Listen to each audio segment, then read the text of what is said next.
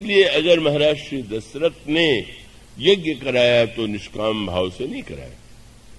निष्काम भाव से जिसने यज्ञ की वो तो रावण बन गया, और सकाम भाव से जिसने यज्ञ किया वो दशरथ बन गया। ये तो उल्टी बात हो गई। प्रताप भानु राजा ही तो रावण बना था। प्रताप भानु इतना निष्काम था कि जब मुनि पूछते थे कि यज्ञ से आप क्या चाहते हैं, तो उसने कह दिया, बड़ा गीता का पंडित था, उसने कह दिया कि गोस्वामी जी ने लिखा कि फलाकांक्षा रहित कर्म ही महान तत्व ज्ञान है, और इसलिए मैं कोई फल नहीं चाहता। तो कर तो रहे हैं, बोले समर्पण। यही पंक्ति गोस्वामी लिखते हैं, जो कछु हृदय न कछु फल अनुसंधान। गीता का सिद्धांत आ गया का कर्मण्येवाधिकारस्ते मां फले सुखदाचन। हृदय न कछु फल अनुसंधान। चारों उपाधि मिली धन्य है। कितने विवेकी हैं, कितने सुजान हैं। भूप विवेकी परम सुजाना। और फिर पता चला कि वो जब पूछा गया कि कर्म कर रहे हैं फल नहीं चाहते, फिर तो कर्म का क्या किया जाए, बस को समर्पण। जो कछु कर्म करई मन बानी, वासुदेव अर्पित नृप ज्ञानी। ज्ञानी की उपाधि मिल गई, सुजान की उपाधि मिल गई, विवेकी की उपाधि मिल गई, पर कुछ न ज्ञानी थे, न सुजान थे, न फलाकांक्षा रहित थे। समाज में उपाधि पाने के लिए प्रदर्शन था, और एकांत में कपट मुनि से मिले और पूछ दिया कि कुछ चाहते हैं।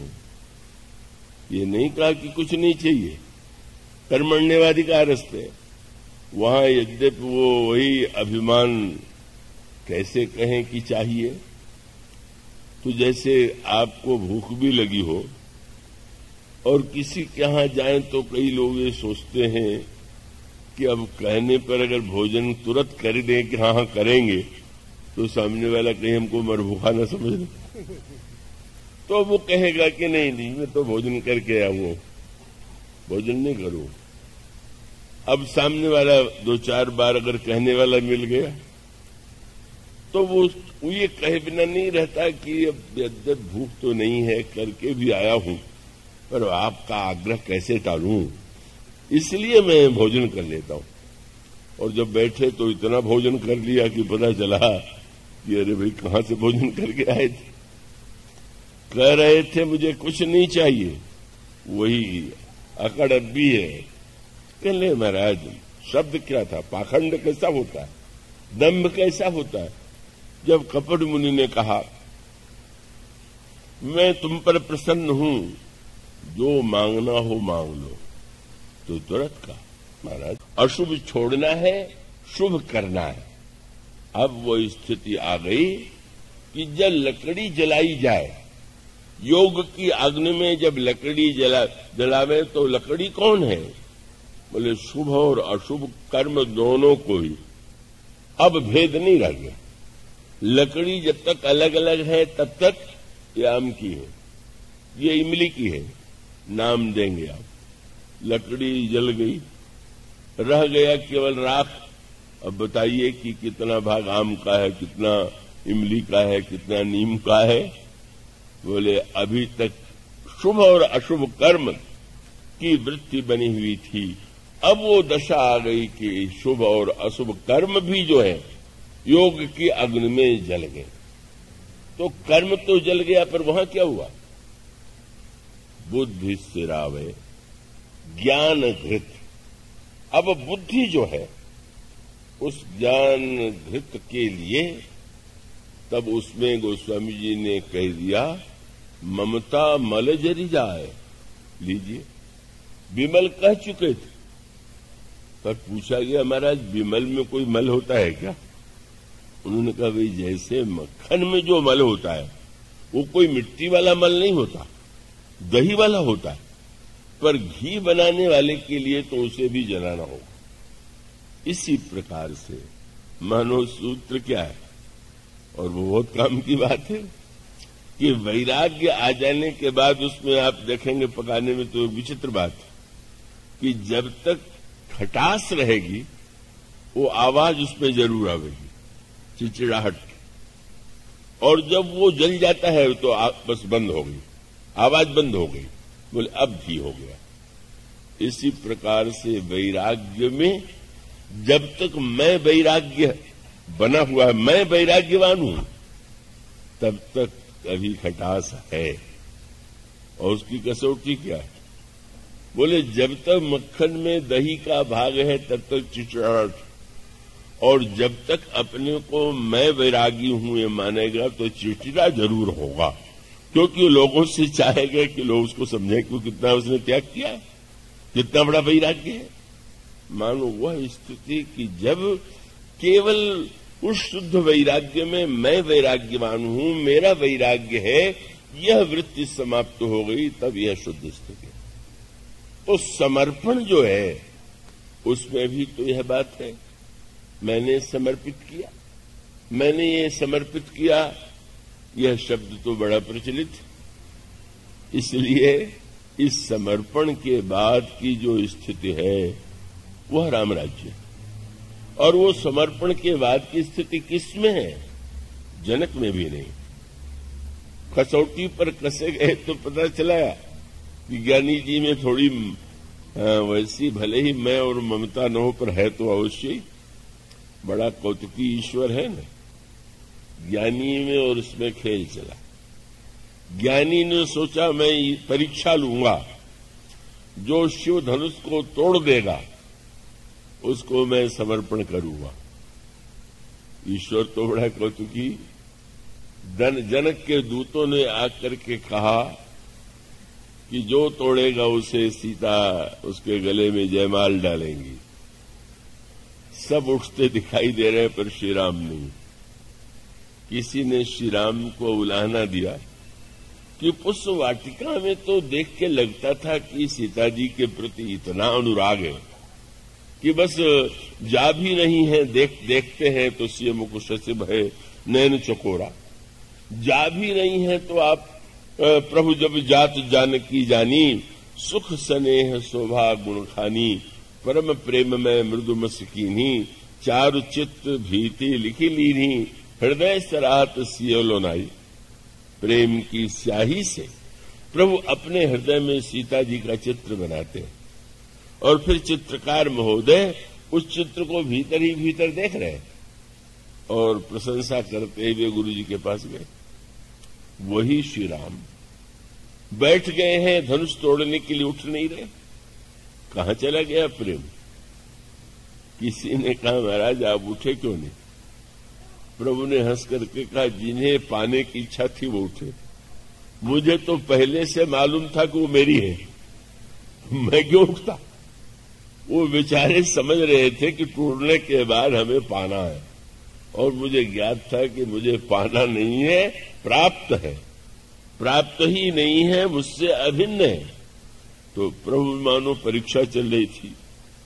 ज्ञान परम ज्ञानी देखना चाहते थे कौन है जो उस कर्तृत्व के धनुष को, अभिमान के धनुष को, समष्टि अहंकार के धनुष को तोड़ सकता है, कौन वो विरागी है। और जब परीक्षा हुई तो ज्ञानी विरागी जी थोड़े पिछड़ गए। अब प्रभु तो उठे नहीं। अब हुआ ये कि जनक महानतम ज्ञानी होते हुए जब उन्होंने देखा कि कोई नहीं उठा, श्री राम भी नहीं उठे और कोई नहीं उठा, तो उनके हृदय में वो बड़ी व्याकुलता आई, खड़े हो गए और जो भाषण दिया, तजहुआस निज निज गृह जाहू, लिखान विधि वैदेही विवाह। आप लोग अपने अपने घरों को चले जाइए। कन्या का विवाह ब्रह्मा ने नहीं लिखा है, और आपने कहा जो जनत्यू भट बुन्य भूय भाई, तो पन करी होते न हंसाई। अगर मैं समझता कि पृथ्वी वीरों से खाली हो गई है तो मैं पण प्रतिज्ञा करके हंसी का पात्र न बनता। कहने लगे मेरी कन्या कितनी सुंदर है, धनुष तोड़ करके कितनी बड़ी कीर्ति मिलने वाली है। कोई ऐसा नहीं हो सकता कि इतनी महानतम वस्तु को न पाना चाहे। और अगर कोई प्रयत्न नहीं कर रहा है तो इसका अर्थ है आप में सामर्थ्य नहीं, उनका विश्वास है। कौन है ऐसा? वही उन्होंने पूछा।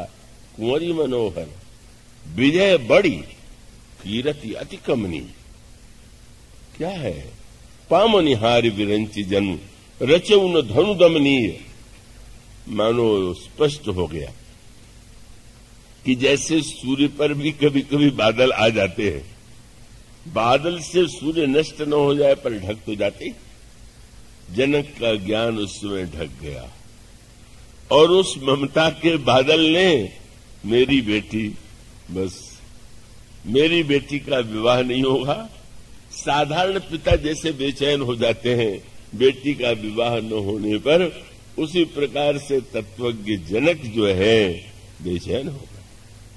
अरे जो क्या करूं, मेरे सामने बड़ी समस्या है। अगर मैं प्रतिज्ञा छोड़ दूं तो सुकृत जाई जो पन परिहरऊं, कुंवरी कुंवारी रही का करऊं। अगर मैं प्रतिज्ञा छोड़ता हूं तो पुण्य नष्ट होता, अगर नहीं छोड़ता हूं तो कन्याकुमारी रह जाएगी। मैं क्या करूं?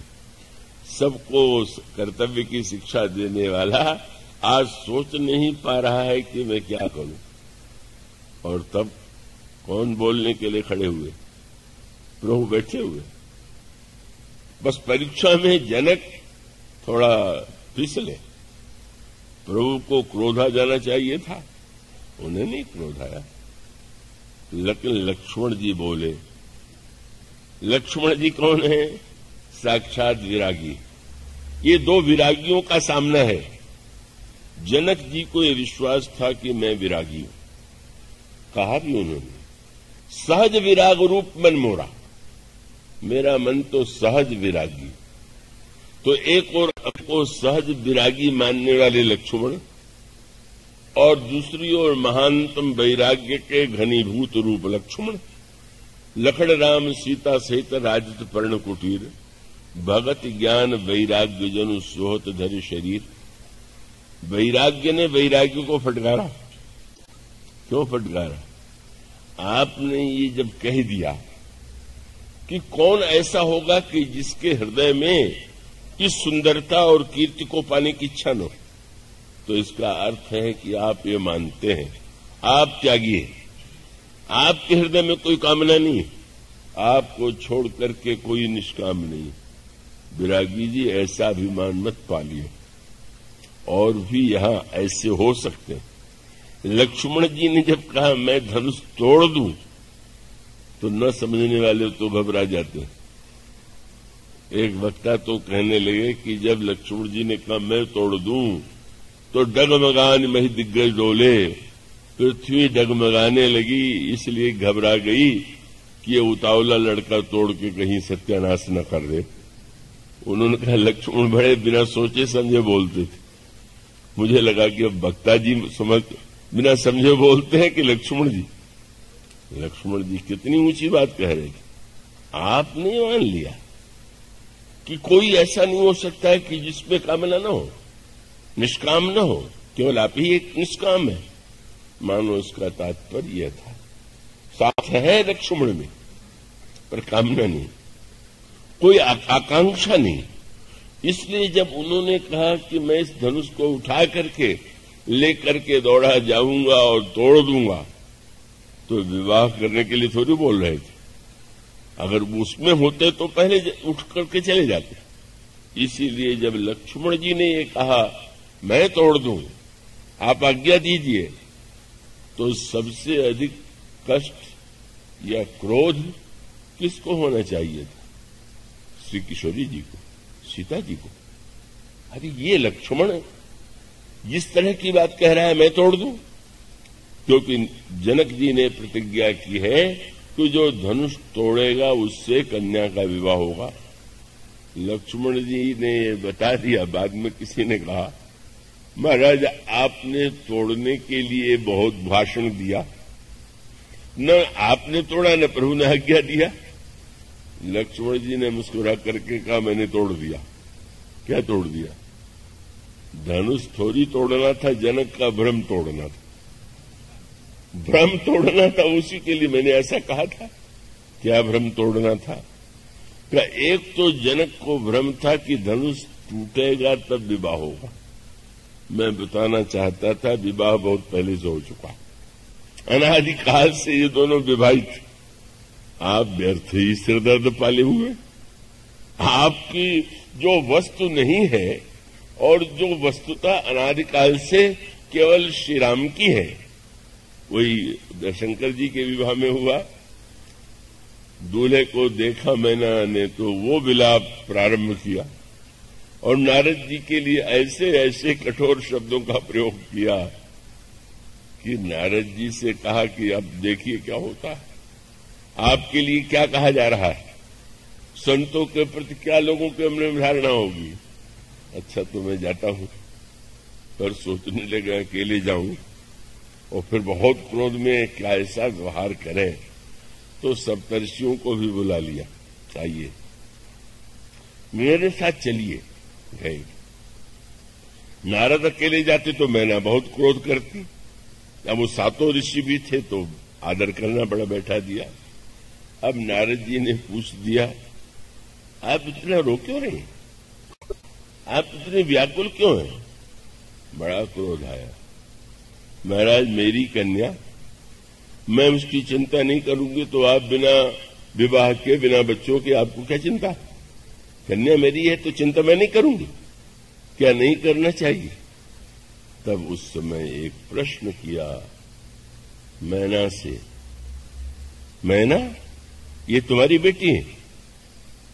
हमारा सब लोग जानते हैं। उनका सब जानते होंगे पर ये सत्य नहीं। सत्य क्या है? मैना सत्य सुनो मम बानी, जगदम्बा तुम इनकी मां नहीं हो, ये तुम्हारी मां, और तुम्हारी मां नहीं सारे संसार की मां। और बता दिया जिनसे कह रहे हो विवाह नहीं करेंगे, बहुत पहले विवाह हो गया। सार अनादिकाल से यही शब्द था, मैना सत्य सुनो मम बानी, जगदम्बा तब सुता भवानी। अजा इनका कभी जन्म ही नहीं हुआ। जिसके गर्भ से जन्म हुआ उससे कह रहे हैं नारद जी, अजा अनादि शक्ति अविनाशिनी, सदा संभव अर्धंग निवासिनी, जग संभव पालन लय कारिणी। और वो जो जन्म उन्होंने लिया वो निज इच्छा लीला बपुधारिणी, अपनी इच्छा से ही तुम्हें धन्य बनाने के लिए तुम्हारे गर्भ से उन्होंने जन्म लिया। बस अच्छी पवित्र बुद्धि थी, भ्रम हो गया था पर तुरंत दूर हो गया। दूर होने के बाद पहला काम क्या किया? नई बात हो गई। हिमालय और मैना ने दोनों ने पार्वती जी के चरणों में साष्टांग प्रणाम किया। तब मैना हिमवंत आनंदे पुनि पुनि पार्वती पद बंदे। अब आनंद क्या है?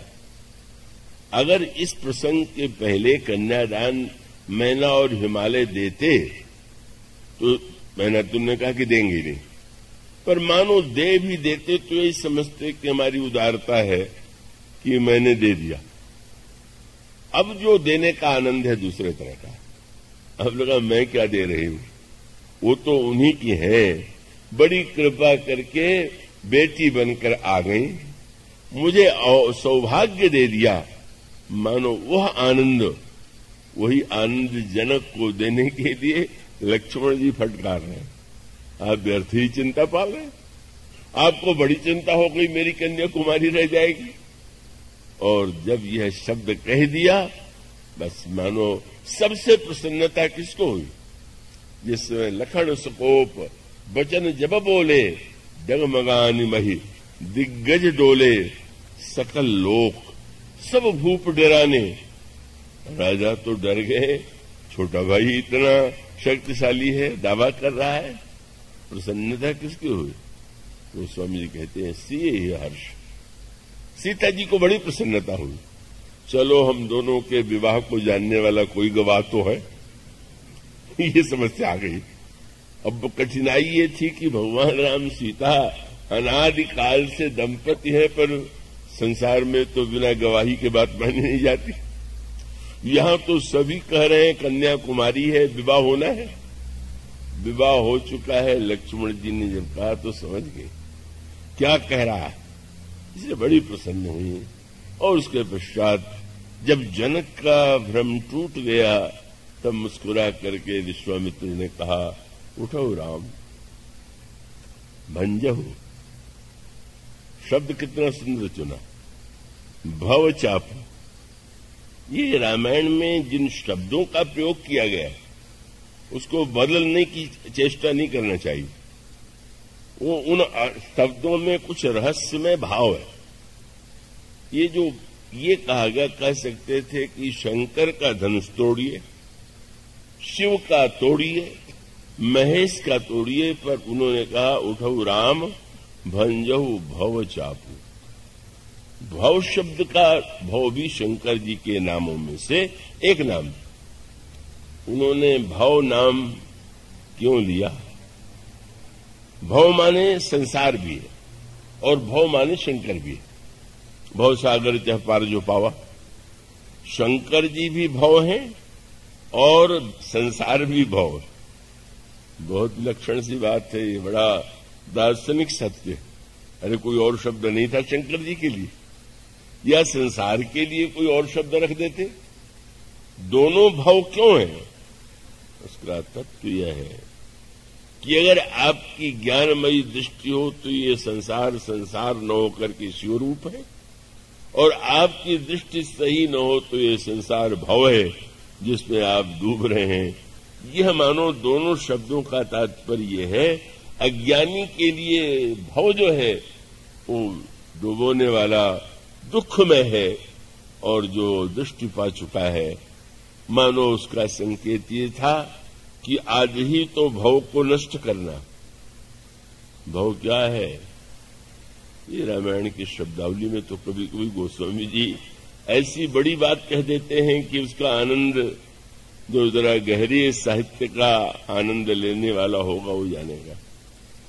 श्री किशोरी जी जब पार्वती जी की स्तुति करने चली तो शब्दावली को आप पढ़िए।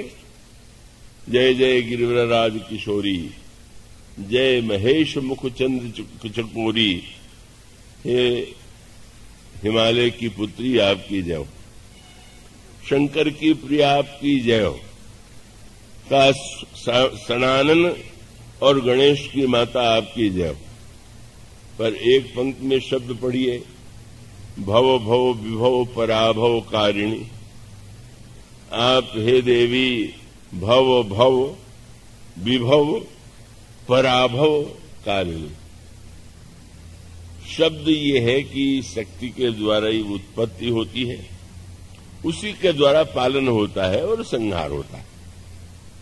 तो सीता जी कह देती हैं कि आप संसार को बनाती हैं, पालन करती हैं, संहार कर देती हैं, पर उन्होंने वो शब्द नहीं कहा। शब्द क्या कहा? भव भव विभव पराभव कारिणी। क्यों कहा? मानो संकेत ये है कि ये सुन के तो अच्छा लगेगा कि मां है जन्म देती है, ये पढ़ करके सुन के अच्छा लगेगा कि पालन करती है, पर ये पढ़ के कितना कष्ट होता है कि वो संहार करने वाली, विनाश करने वाली। तो मानो किशोरी जी बोल रहे हैं, जब वो कहती हैं तो उसके द्वारा उन्होंने कितनी बढ़िया बात कह दी।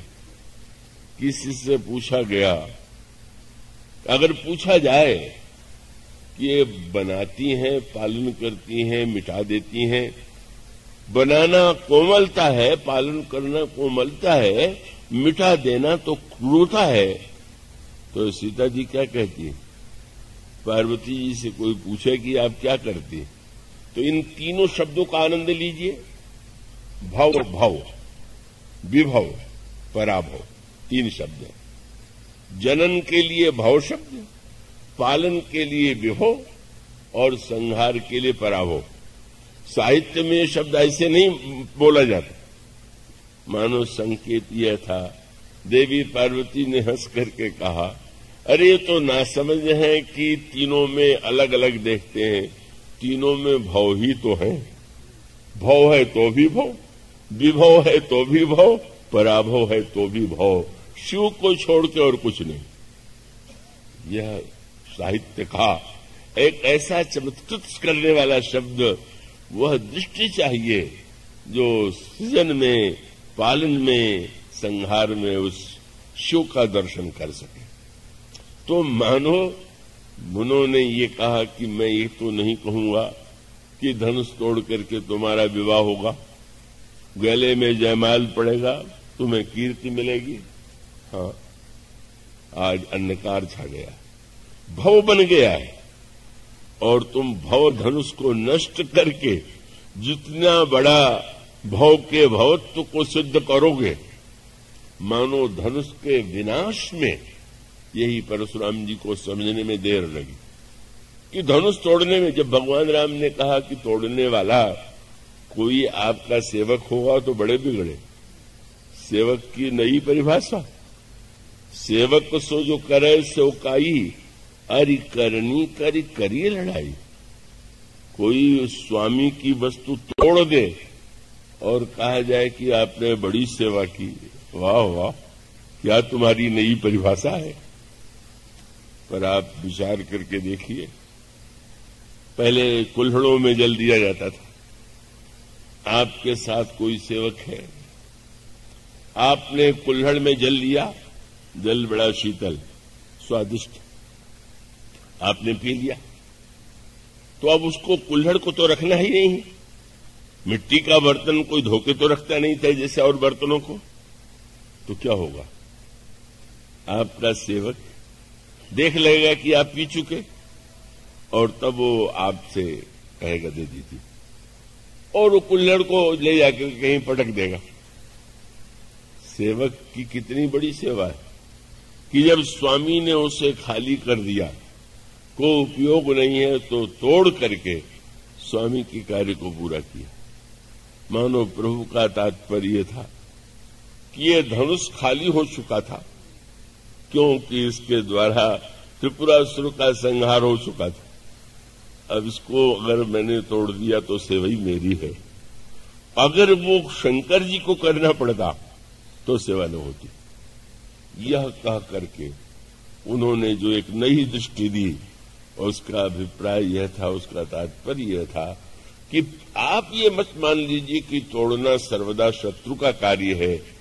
अगर एक सेवक स्वामी के खाली किए हुए कुल्हड़ को तोड़ दे और स्वामी बिगड़ खड़ा हो कि तुमने मेरी वस्तु को तोड़ दिया, नष्ट कर दिया, कभी बुद्धिमान स्वामी ऐसा नहीं कहेगा।